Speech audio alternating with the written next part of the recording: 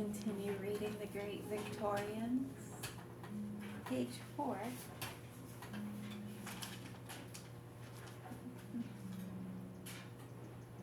Though England is technically a monarchy, it is, so far as its government is concerned, more nearly a complete democracy than many countries which call themselves republics. This representative and cooperative system of government, however, has not always existed in England, and it is only since Shakespeare's day that the idea of the divine right of kings has been realized and subsequently destroyed. Even up to 1832, the government of England was in the hands of an aristocracy which was largely land-owning, and in this government the middle and lower classes had little or no part. With the passing of the Reform Bill of 1832, however, parliamentary control passed, to some degree at least, into the hands of the middle classes, and in 1867 the Second Reform Bill gave the franchise to the artisans in the towns.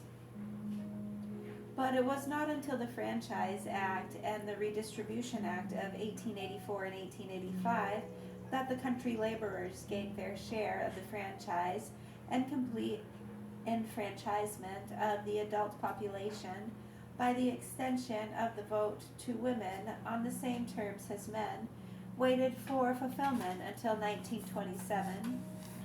The Victorian era saw solid advances towards complete democracy, and after the passage of the Franchise Act of 1884, a close approximation to manhood suffrage was in force.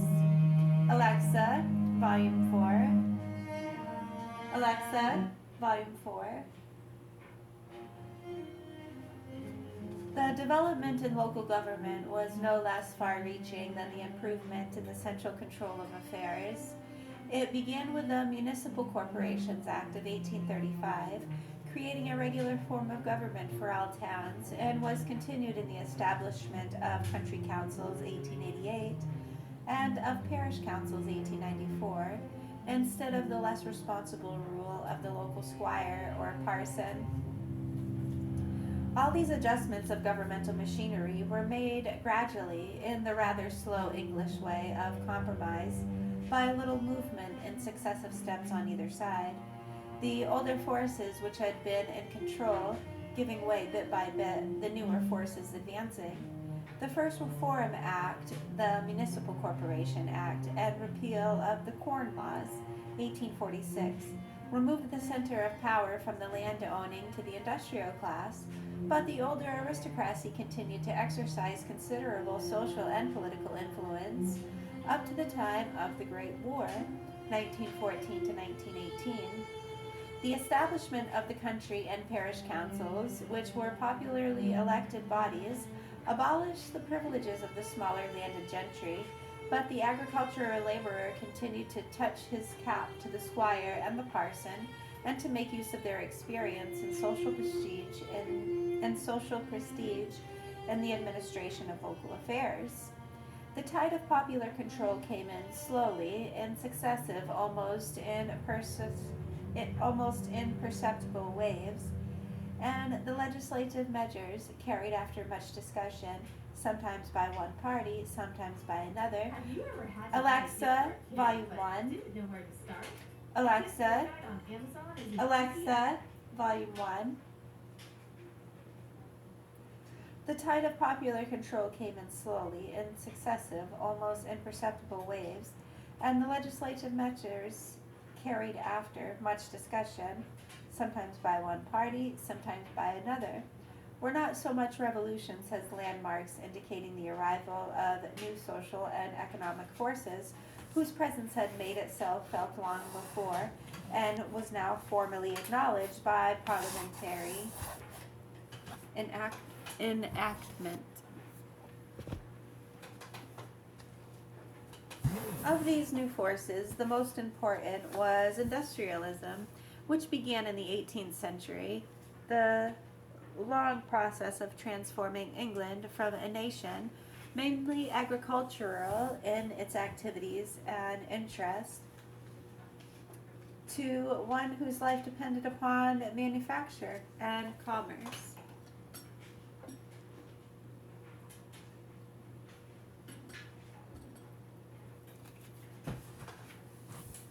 This change was not going on all through the 19th century, and we have not yet seen the end of the movement, which is one of the most important chapters in the history of the civilized world. It was begun in England because of its natural position and resources and the skill and enterprise of its inventors, workpeople and capitalists, but ultimately extended to the four quarters of the globe. In medieval times, the guild system was the basis, the Gilded Age, we were just doing that one. In medieval times, the guild system was the basis of the industrial organization of England. There was no factories in the Middle Ages, and there was no strict line of demarcation, social or financial, between the employer and the employee. Demarcation, word for the crossword, yeah? We needed some D words, demarcation. D-E-M-A-R-C-A-T-I-O-N.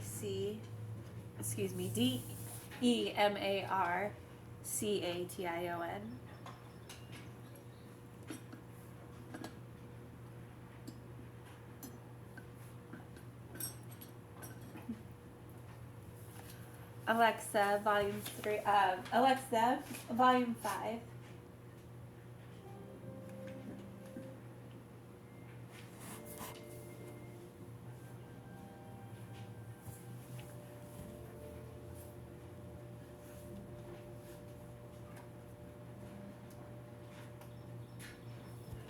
The result was a social solidarity which was now entirely disappeared, for at that time the relation of master and man was practically permanent, and both of them lived in the same social environment and had the chief interests of their lives in common.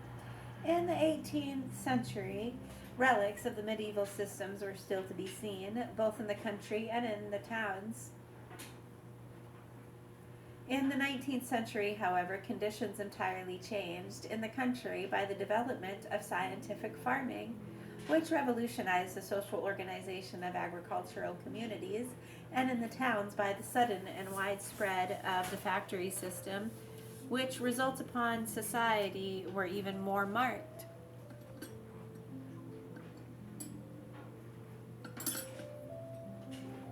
I know, I opened that window, my nose is starting to run. I can feel it in my throat. Yeah, the pollen today. Not too bad.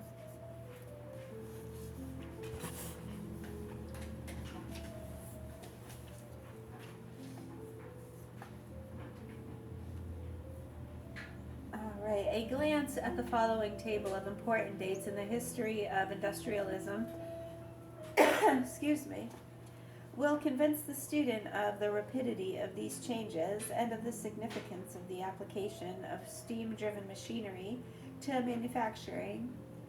James Hargreaves, Sir Richard Arkwright, Samuel Crompton, Edward Cartwright, Eli Whitney, Sir Humphrey David, and George Stephenson are all outstanding figures in the unprecedented development of industry and transportation at the end of the 18th century and the beginning of the 19th century.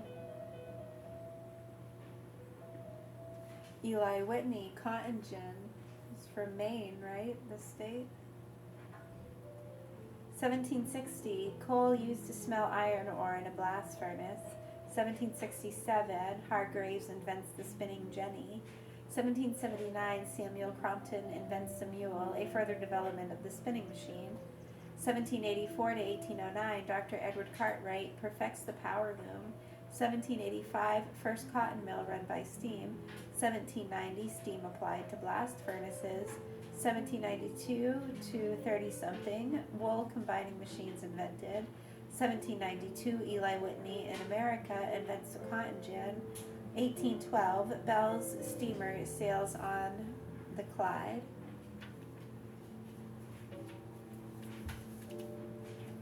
1814, Stephenson invents the locomotive. 1815, Sir Humphrey Davy constructs his safety lamp. 1825, Stephenson's locomotive, the Rocket. 1866, England and America connected by cable. 1874 to 1876, Alexander Graham Bell invents the telephone. 1898, permanent macaroni wireless stations. Permanent Marconi wireless stations established in England. 1903, the Wright brothers make the first successful mechanical flight in air. The application of steam machinery to manufacturing destroyed the tradition of the guild system with its intimate human relationships. The man now became, in the eyes of his master, merely a hand. He was regarded not as an individual with a life of his own to live, but as part of a system in which he performed well enough and without variation a small mechanical function until his fingers could be replaced by the more reliable steel and iron. Cheap labor was introduced and was easily maintained. Alexa, Volume 1. The superior intelligence of the employer and the accumulating wealth which he had obtained from manufacturing on a larger scale separated him in every way from the men who worked for him instead of with him.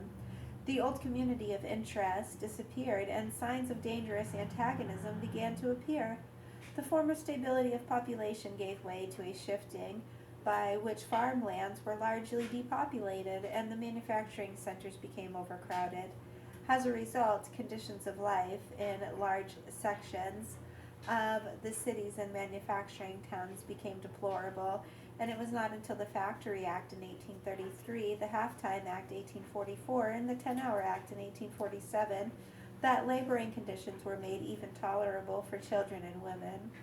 As the factories could not be run by men alone, the men were indirectly benefited, but to the end of the 19th century and on to the 20th, Parliament was constantly engaged in efforts to make the lives of employees in factories, mines, workshops, and stores more tolerable. The workmen helped themselves by the organization of trade unions, legalized in 1824, and of cooperative stores for the distribution of goods on a cash basis. The government helped by restricting of hours of employment and the requirement of safe and sanitary conditions of work. The Education Act of 1870 made elementary education compulsory and provided schools for the children of the working class. Later provisions extended the opportunities for secondary education. The masses were reached by cheap newspapers and cheap books, by night classes, sometimes provided by their own combined efforts, sometimes by municipal or private organizations. From a class of degraded and oppressed laborers, the factory workers became alert, self-reliant, and self-respecting, enjoying moderate comfort in their homes and reasonable conditions of employment. But their struggle to escape from the house of bondage took up a good half of the Victorian era at its beginning, and it is hardly an exaggeration to say that many of them lived like pigs and worked like slaves.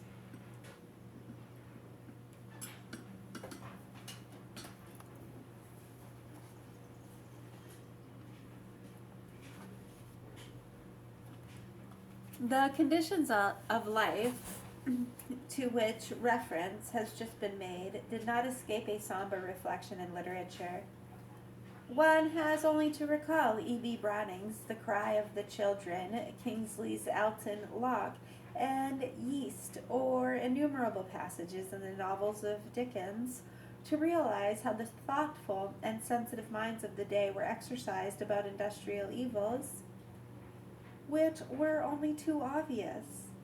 The work of F.D. Maurice and the Christian Socialists, the establishment of working men's colleges and technical schools, the enthusiastic and utopian experiments of Ruskin, and the more successful undertakings of William Morris, all these were efforts to remedy or mitigate recognized abuses. The humanitarian impulse, backed by the recollection of the fact that the workmen had votes, induced Parliament to provide compensation for accidents, old age pensions, sick pay, and an out-of-work allowance, which was really insurance furnished in part by the men's own contributions, but dubbed after the war with the unhappy name of the dole. In our survey, we have gone beyond the Victorian era, which may be held to end with the death of Queen Victoria in 1901, but it is important for the reader to realize that the process of change is continuous up to the present time, and that the new social forces brought into play at the beginning of the 19th century have not yet even reached a position of stable equilibrium. The advent of a few labor members in the House of Commons in the closing years of Victorian era does not reach its epigogy in the formation of the Labour government of 1925. The last step is only a landmark in a movement which is still going forward. Has power shifted from the land owning to the middle class in the 19th century? It has shifted from the middle to the working class. The workers needed time to educate their own leaders, and that process of education, of assuming responsibility and control, is still going on.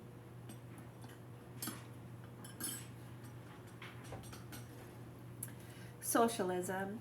The slow advance of organized labor is accounted for by the material difficulties the early workers had to contend with at the sincere belief of the possessing classes in the first half of the century that social and economic grievances would right themselves with time. Alexa, Volume 5. Alexa, Volume 4. The national wealth increased enormously. Alexa, Volume 3. But not so fast has the increase in population, rising from 8 millions in 1760 to 30 millions at the end of the 19th century. The great strike of the Amalgamated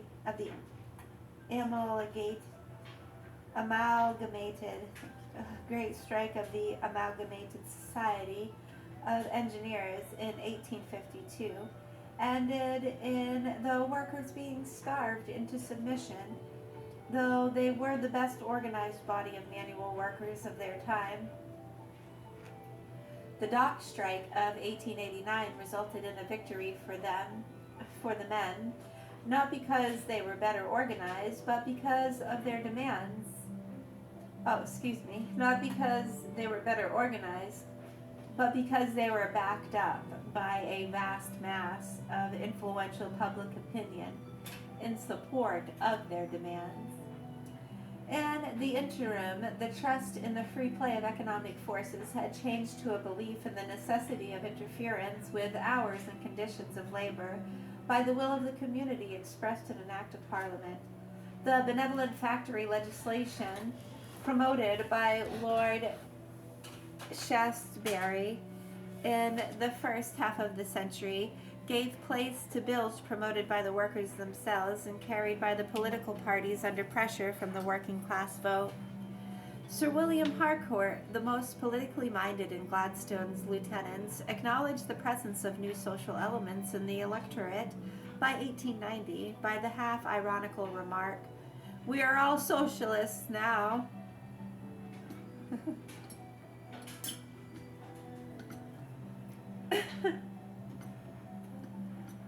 The Compensation Act of 1897, which made payment to an injured workman a charge upon the employer and did away with the legal doctrine of contributory negligence,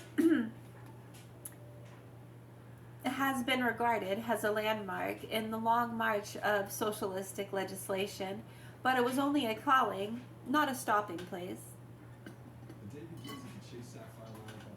Alexa, Volume 1.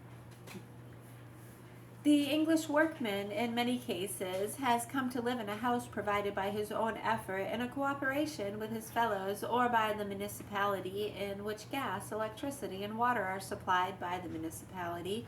He goes to and from his work in a municipally owned electric railway. His hours are controlled by parliamentary or municipal regulation. And for his convenience or comfort, the municipality provides art galleries and libraries, parks, and baths. The significance of the individual and the consequence of the poor, for which the early Romanticists had so strenuously and so unselfishly contended, come therefore to be realized in practice and an entirely new national life replaces the independent, self-centered existence of the 18th century. It is noteworthy that one of the cardinal beliefs of Burns, that fundamental humanity is of infinitely greater significance than mere rank, is elevated to philosophical significance by Ruskin and Carlyle, whose doctrine of work as the essential condition of human happiness is the Victorian answer to the utopian dreams of idleness which the earlier romanticists so fondly entertained.